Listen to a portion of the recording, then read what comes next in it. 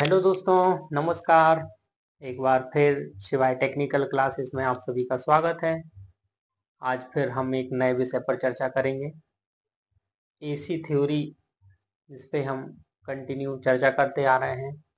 आज फिर देखेंगे एसी थ्योरी में कुछ परिभाषाएं, उनको समझने की कोशिश करेंगे।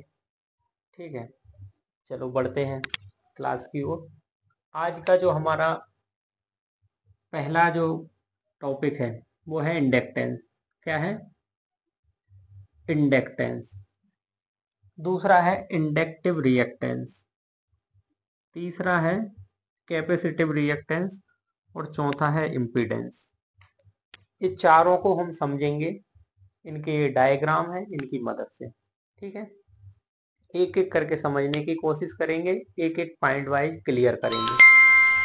सबसे पहले तो इंडक्टेंस क्या है वो समझ लेते हैं, या कैपेसिटेंस क्या है, या रेजिस्टेंस क्या है। एक्चुअल में ये क्या होते हैं?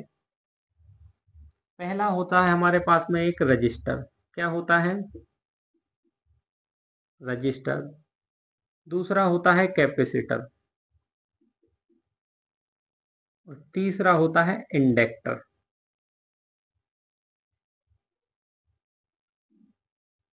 ये तीन कंपोनेंट्स होते हैं हमारे पास।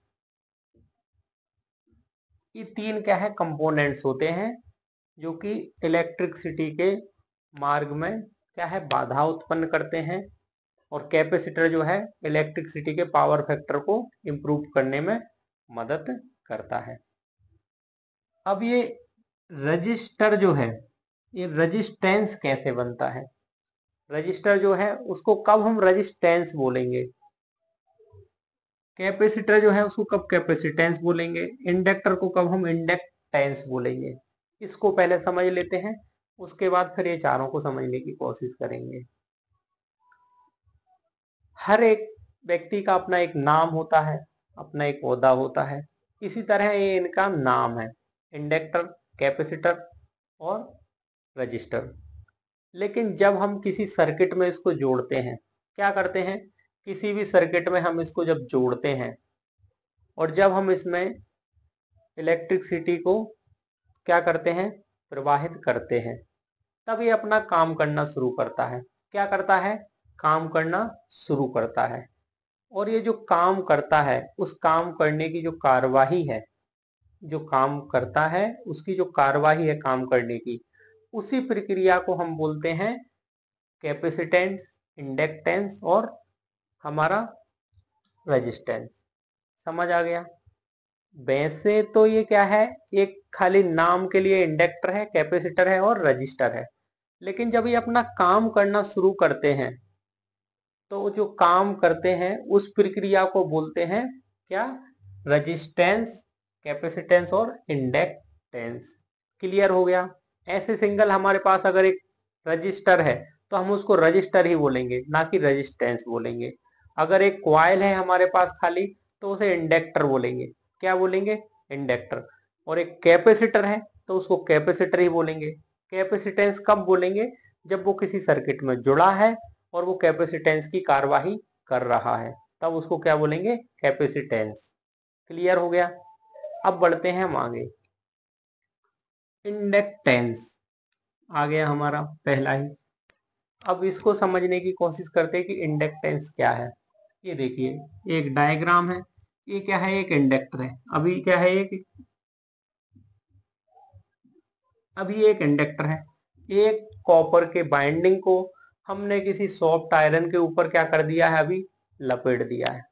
क्या कर दिया? अभी लपेट दिया है। अब हम इसमें देंगे एसी सप्लाई। क्या देंगे? AC supply. आप सभी को पता है कि जब हम किसी भी कॉपर वायर को किसी सॉफ्ट आयरन के ऊपर लपेट कर उसमें एसी सप्लाई देते हैं, तो क्या बनता है हमारा? इलेक्ट्रोमैग्नेट। क्या बनता है? इलेक्ट्रोमैग्नेट। जब इससे इलेक्ट्रोमैग्नेट बनेगा, यहां से हमारा अगर फेज जा रहा है, यहां से न्यूट्रल जा रहा है, तो यहाँ पे हमारा क्या बनेगा? नॉर्थ। क्या बनेगा? और यहाँ पे साउथ। क्या बनेगा? दो पोल बनेंगे, क्योंकि ये इलेक्ट्रोमैग्नेट बन जाएगा। और इलेक्ट्रोमैग्नेट बन जाएगा तो ये दो पोल बन जाएंगे।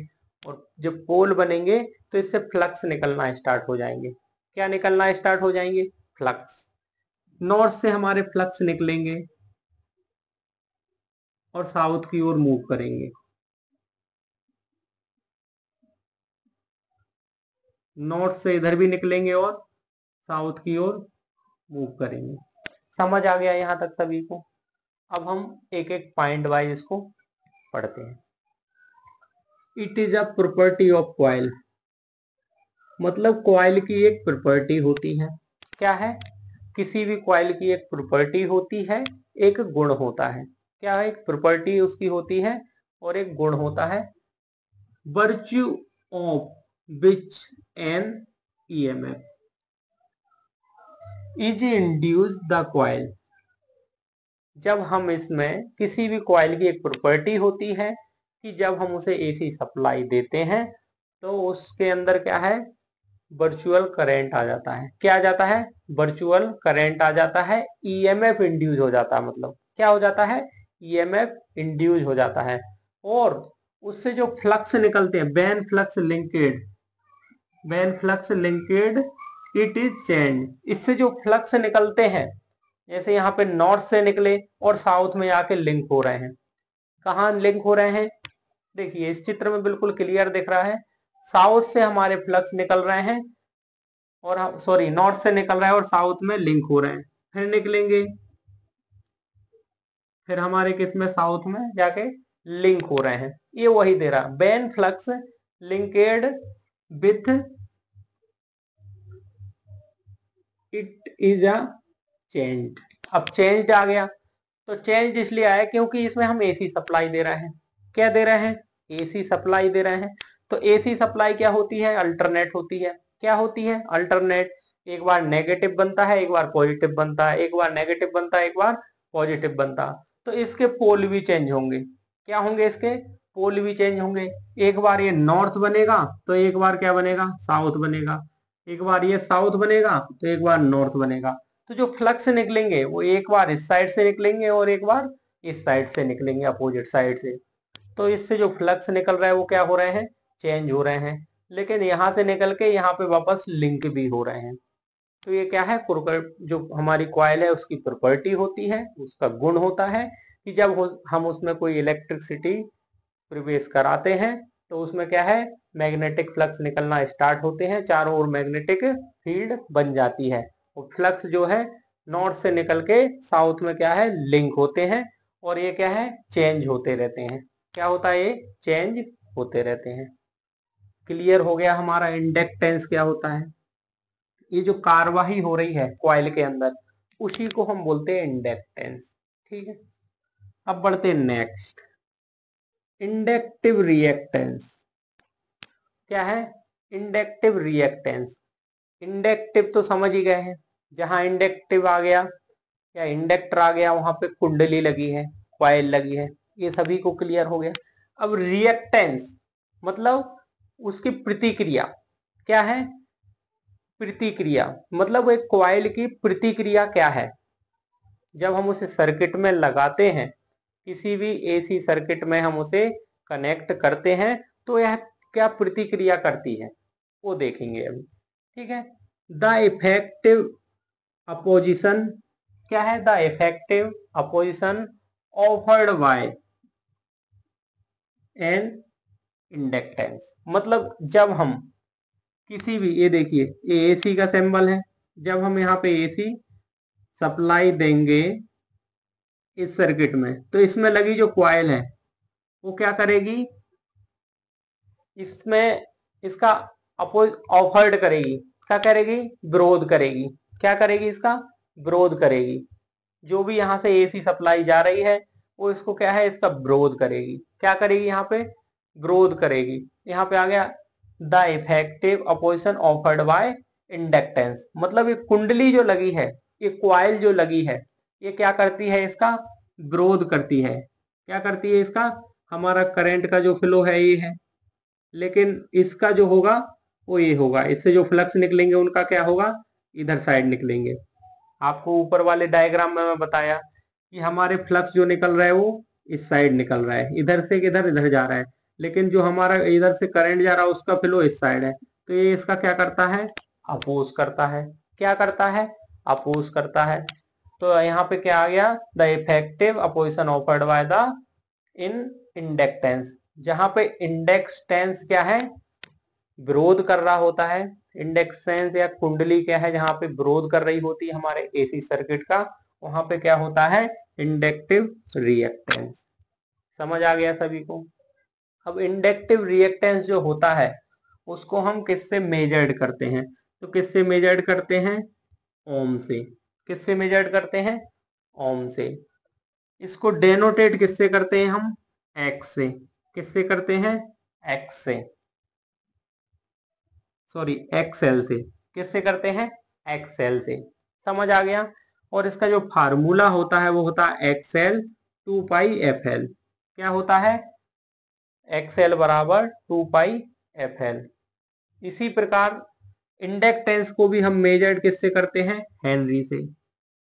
अगर कोई पूछ लेता है कि इसका क्या मात्रक है, इसका क्या मात्रक है या इसकी क्या यूनिट है, तो उस क्या है यूनिट इसकी, हेनरी है। और इसको हम दर्शाते किससे हैं, डेनोटेड बाय एल से।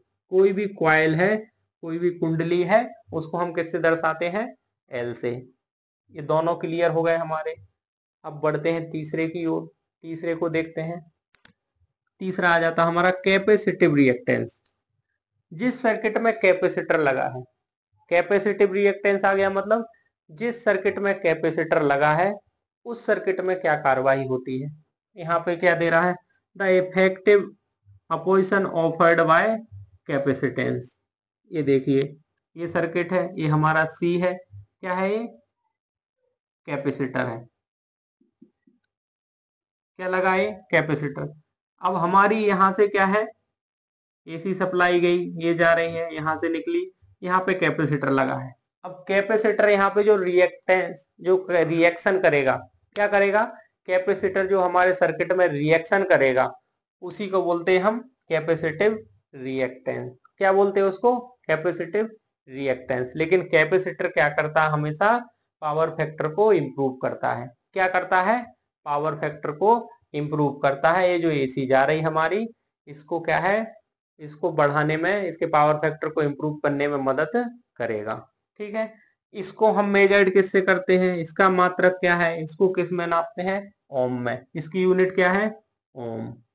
और इसका डेनोटेड बाय क्या है, एक्स सी। एक्स सी, कैपेसिटिव रिएक्टेंस को हम किससे डेनोटेट करते हैं, एक्स सी से। और इसका जो फार्मूला है वो क्या है, एक्स सी बराबर 1/2πfc। क्लियर हो गया यहां तक। अब बढ़ते हैं हम आगे। लास्ट आ जाता हमारा इम्पीडेंस। अब इम्पीडेंस क्या है, कैपेसिटर लगा है तो कैपेसिटिव रिएक्टेंस हो गया, इंडक्टर लगा है तो इंडक्टिव रिएक्टेंस हो गया, और जहां खाली सिंगल इंडक्टर लगा है वो क्या हो गया हमारा, इंडक्टेंस हो गया। अब इम्पीडेंस क्या है, तो इम्पीडेंस वह है जहां पे क्या है, total opposition offered bye, total opposition offered bye a series circuit. क्या है, series circuit containing register, inductor and capacitor. अब इसमें तीनों लगे, ये देखिए, ये हमारा आर लगा है रजिस्टर, ये हमारा एल लगा है इंडक्टर, और ये हमारा सी लगा है कैपेसिटर। एक ही सर्किट में जहां तीनों लगे हैं सीरीज में, कैसे लगे हैं, सीरीज में, उसको बोलते हैं हम इम्पीडेंस। क्या बोलते हैं उसको हम, इम्पीडेंस। एक साथ तीनों लगे, टोटल अपोजिशन ऑफर्ड बाय, मतलब जो हमारा इलेक्ट्रिक सर्किट है, सर्किट में जैसे ही हमने करंट को फ्लो किया या सप्लाई दी, तो तीनों क्या करेंगे, अपना रिएक्शन दिखाना शुरू कर देंगे। रेजिस्टेंस अपना रिएक्शन दिखाएगा, इंडक्टर अपना रिएक्शन दिखाएगा, और कैपेसिटर अपना रिएक्शन दिखाएगा। तो जिस सर्किट में आर एल सी तीनों लगे हैं और सर्किट को जब हम सप्लाई देते हैं वो अपना रिएक्शन दिखाना स्टार्ट कर देते हैं, उसे हम क्या बोलते हैं, इम्पीडेंस बोलते हैं। क्या बोलते हैं उसे, इम्पीडेंस।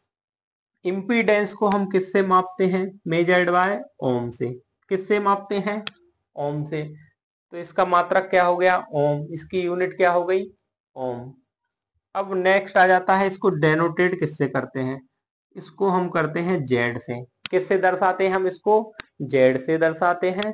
और इसका जो फार्मूला होता है जेड बराबर under root R2 plus bracket X minus X C into 2, ये होता है इसका फार्मूला।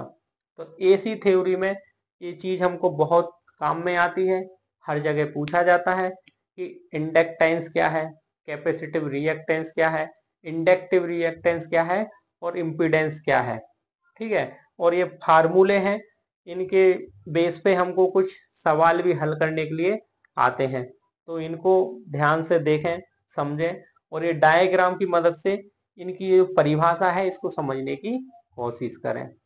आज की क्लास को हम यही ब्रेक करते हैं, मिलते हैं अगले क्लास में किसी नए टॉपिक को लेके। तब तक के लिए बाय, टेक केयर।